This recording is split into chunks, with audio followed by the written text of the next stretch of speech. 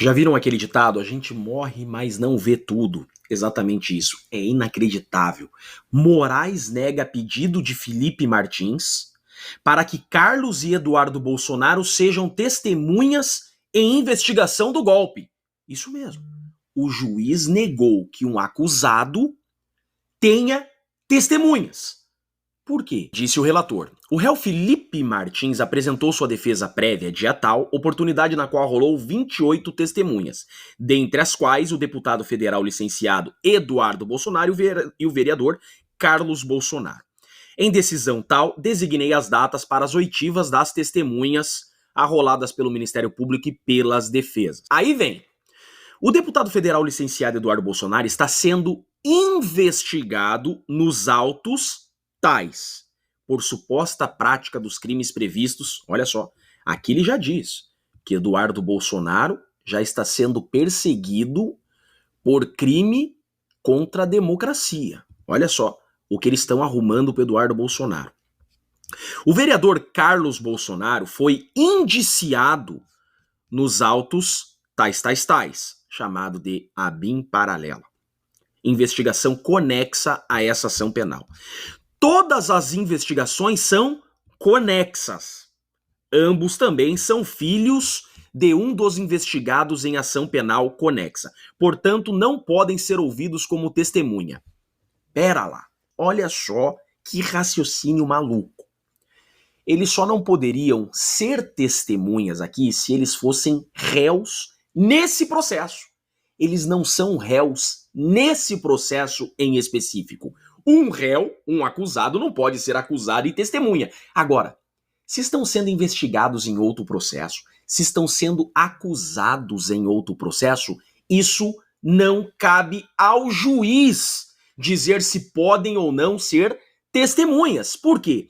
Porque a Constituição Federal diz no seu artigo 5º, inciso 55, que aos litigantes em processo judicial ou administrativo e aos acusados em geral são assegurados o contraditório e a ampla defesa. O que significa isso? Ampla defesa. O acusado poderá utilizar todas as provas lícitas a seu favor. Ou seja, é o acusado que decide quem serão suas testemunhas.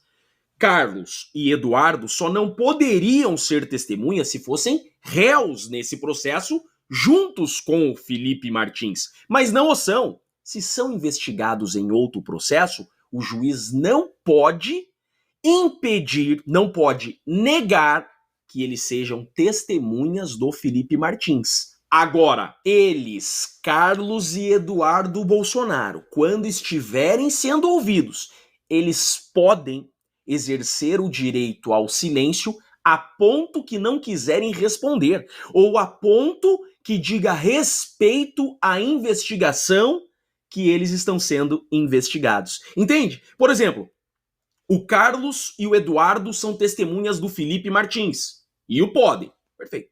Aí, o Procurador-Geral da República, por exemplo, faz uma pergunta a eles que diz respeito a fatos que o acusam. Fatos da investigação que eles estão sendo investigados. Eles podem, naquele momento, como testemunhas, olhar para o juiz e dizer: nesse ponto, vou exercer o direito ao silêncio porque ninguém é obrigado a se autoincriminar. Nesse ponto, como essa pergunta pode me incriminar, eu vou exercer o direito ao silêncio. Então é completamente distinto o raciocínio que o juiz tem que fazer aqui. Ele tinha que deferir Carlos e Eduardo Bolsonaro como testemunhas e, na decisão, assegurar às testemunhas o direito ao silêncio a pontos que os incriminem. O juiz deveria, na decisão, fazer constar expressamente que as testemunhas não estão compromissadas a dizer a verdade, podem ser ouvidas como informante, por exemplo, isso poderia fazer, e deveria constar que, como são investigados em fatos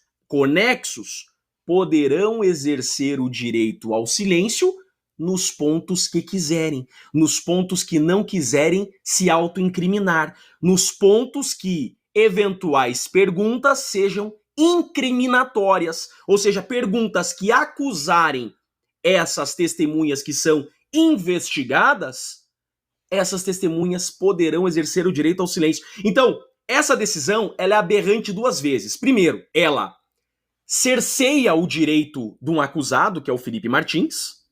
Segundo, ela faz imputações criminais a pessoas ainda investigadas. O que essa decisão deveria fazer é resguardar o direito à ampla defesa do Felipe Martins e resguardar o direito das testemunhas do Felipe Martins de não serem obrigadas a responderem perguntas incriminatórias, perguntas que as acusem. Olha só como poderia vir uma decisão juridicamente técnica, uma decisão que assegura o direito, que resguarda o direito de todos. Agora, o que o juiz faz? Nega o direito de um acusado de se defender. Que absurdo! Violação evidente à ampla defesa, ao contraditório, uma decisão juridicamente equivocada, conforme mostrei aqui para vocês. Por óbvio, tem muita coisa por trás disso, para além do direito. Sabemos que de jurídico não tem muito. Esse processo é, obviamente, muito mais político. Gravíssimo erro essa decisão contra o acusado Felipe Martins, que teve sua defesa cerceada de forma manifesta. Eu sou Jeffrey Chiquini, eu sou advogado e deixo aqui um grande e forte abraço a todos.